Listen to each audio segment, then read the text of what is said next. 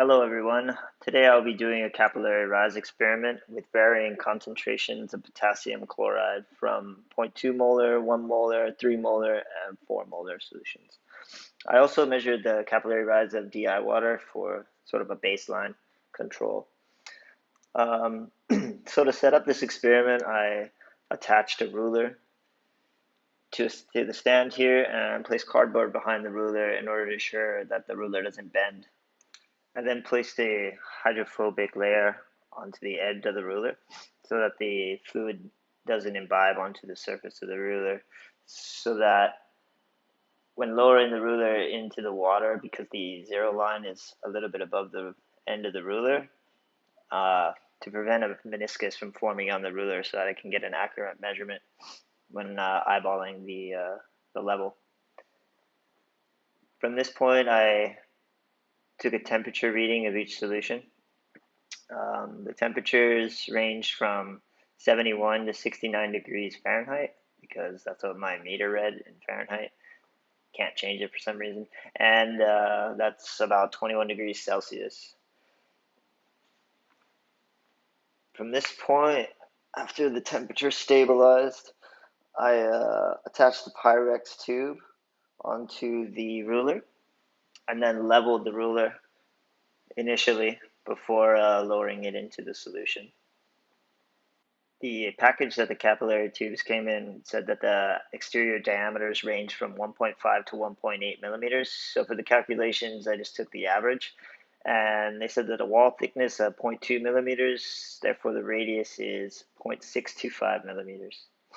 So at this point, I lowered the setup into the water and then ensured that the zero line on the ruler was lined up with the surface of the water. I then leveled the ruler again in order to get an accurate measurement.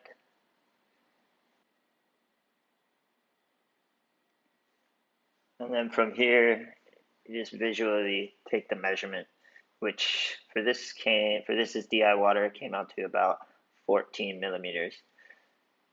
So to determine the densities of the potassium chloride solutions, I use this plot from Engineering Toolbox to estimate the densities of the various concentrations. The lines in magenta are the estimates for 4 molar, 3 molar, 1 molar, and 0.2 molar. So here's the data for the experiment.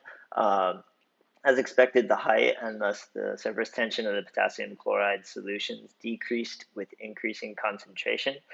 For these values, I used the counter angle to be 0 degrees for the ideal scenario.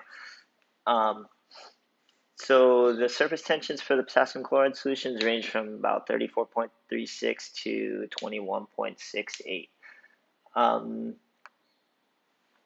I also calculated the surface tension of water for the ideal scenario where theta equals 0, and that value came out to be 42.88 millinewtons per meter. And this value is quite different from the literature values of 73 millinewtons per meter at 20 C. So from this point, I decided, well, I'm going to plot the possible counter angle versus surface tension to see which counter angle would be required to produce the literature values for this system. So after plotting the theta that would need to be, it would be about 53 degrees. I attempted to take a picture of the meniscus, but unfortunately I was unable to get a clear picture. What I wanted to do was to take that picture and to put it into AutoCAD and try to measure the counter angle from there.